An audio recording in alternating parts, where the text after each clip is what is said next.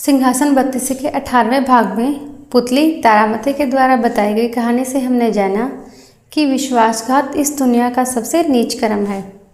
नमस्कार, भक्ति कथा और कहानी में आपका स्वागत है।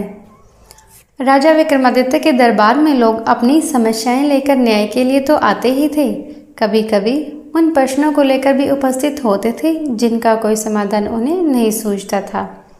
विक्रम उन प्रश्नों का ऐसा सटीक हल निकालते थे कि प्रश्नकर्ता पूर्ण संतुष्ट हो जाता था। ऐसे ही एक टेढ़े प्रश्न को लेकर एक दिन दो तपस्वी दरबार में आए और उन्होंने विक्रम से अपने प्रश्न का उत्तर देने की विनती की।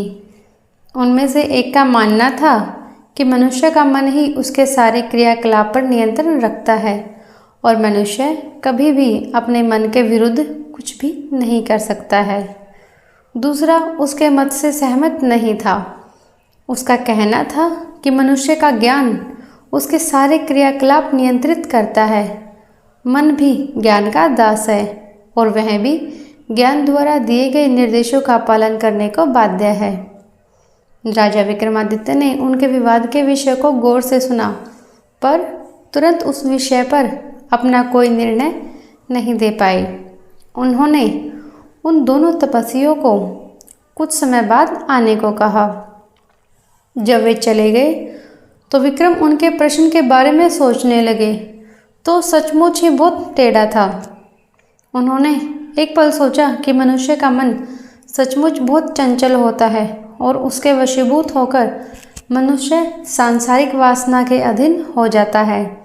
मगर दूसरे ही पल उन्हें ज्ञान की याद आई।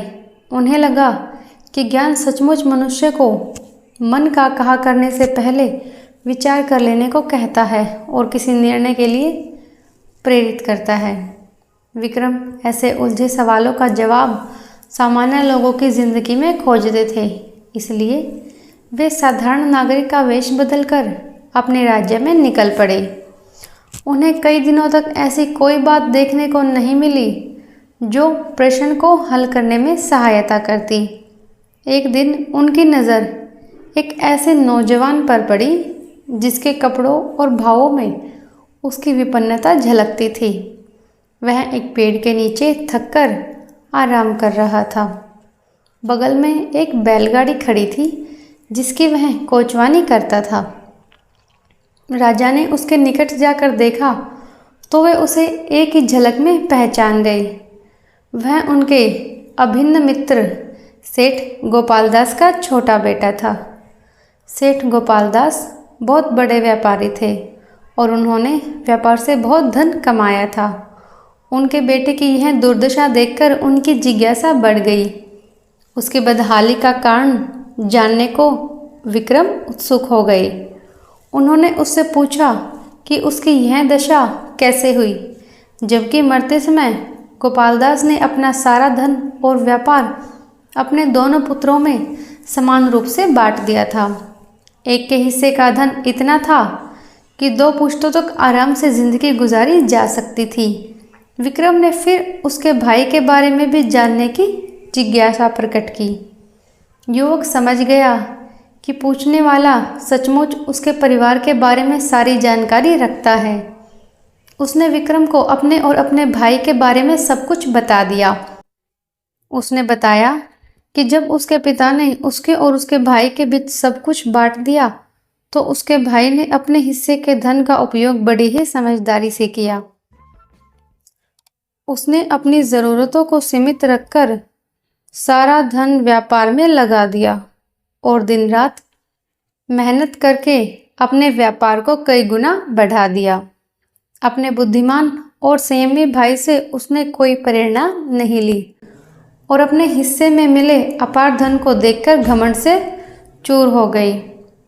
शराबखोरी, वेश्यावृत्ति, जुआ खेलना समेत सारी बुरी आदतें डाल ली।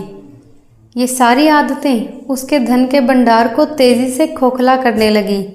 बड़े भाई ने समय रहते उसे चेत जाने को कहा, लेकिन उसकी बातें उसे विष समान प्रतीत हुई।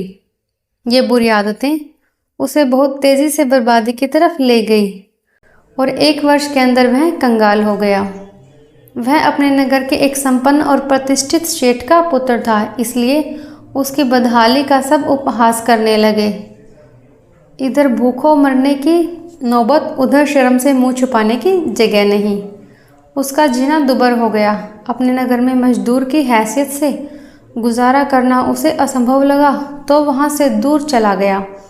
मेहनत मजदूरी करके अब अपना पेट भरता है तथा अपने भविष्य के लिए भी कुछ करने की सोचता है। धन जब उसके पास प्रचुर मात्रा में था तो मन की चंचलता पर वह अंकुश नहीं लगा सका। धन बर्बाद हो जाने पर उसे सुधि आई और ठोकरें खाने के बाद अपनी भूल का एहसास हुआ। जब राजा ने पूछा क्या वह धन आने पर फिर से मन का कहा करेगा, तो उसने कहा कि ज़माने की ठोकरों ने उसे सच्चा ज्ञान दे दिया है और अब उस ज्ञान के बल पर वह अपने मन को वश में रख सकता है। विक्रम ने तब जाकर उसे अपना असली परिचय दिया तथा उसे कई स्वर्ण मुद्राएं देकर होशियारी से व्यापार करने की सलाह दी। उन्होंने उसे भरोसा दिलाया कि लगनशीलता उसे फिर पहली वाली समृद्धि वापस दिला देगी। उसे विदा लेकर वे अपने महल लौट आए, क्योंकि अब उनके पास उन तपस्वियों के विवाद का समाधान था। कुछ समय बाद उनके दरबार में वे दोनों तपस्वी समाधान की इच्छा लिए हाजिर हुए। विक्रम ने उन्हें कहा कि मनुष्य के शरीर पर उसका मन बार बार नियंत्रण करने की चेष्टा करता है, पर ज्ञान के बल पर विवेकशील मनुष्य मन को अपने पर हावी नहीं होने देता। मन और ज्ञान में अन्योन्याश्रय संबंध है तथा दोनों का अपना अपना महत्व है। जो पूरी तरह अपने मन के वश में हो जाता है उसका सर्वनाश अवश्यंभावी है, मगर अगर रथ है तो ज्ञान सारथी, बिना सारथी रथ अधूरा है। उन्होंने सेठ पुत्र के साथ जो कुछ घटा था उन्हें विस्तार पूर्वक बताया तो उनके मन में कोई संशय नहीं रहा। उन तपस्वियों ने उन्हें एक चमत्कारी गड़िया दिया जिसे बनाई गई तस्वीरें रात में सजीव हो सकती थी और उनका वार्तालाप भी सुना जा सकता था। विक्रम ने कुछ तस्वीरें बनाकर गड़िया की सत्यता जानने की कोशिश की तो सचमुच गड़िया में वह गुण था। अब राजा तस्वीरें बना बनाकर अपना मन बहलाने लगे। अपनी रानियों की उन्हें बिल्कुल सूध नहीं रही। जब रानियां कई दिनों के बाद उनके पास आई तो राजा को खड़िया से चित्र बनाते हुए देखा। रानियों ने आकर उनका ध्यान बटाया तो राजा को हंसी आ गई और उन्होंने कहा वे भी मन के अधीन हो गए थे। अब उन्हें अपने कर्तव्य का ज्ञान हो चुका है। अगले दिन पुतली ज्ञानवती ने सुनाई राजा विक्रमादित्य की महानता की कहानी। तो पुतली ज्ञानवती ने राजा विक्रमादित्य की महानता की कौन सी कहानी सुनाई, ये जानने के लिए इंतज़ार कीजिए भाग 20 का।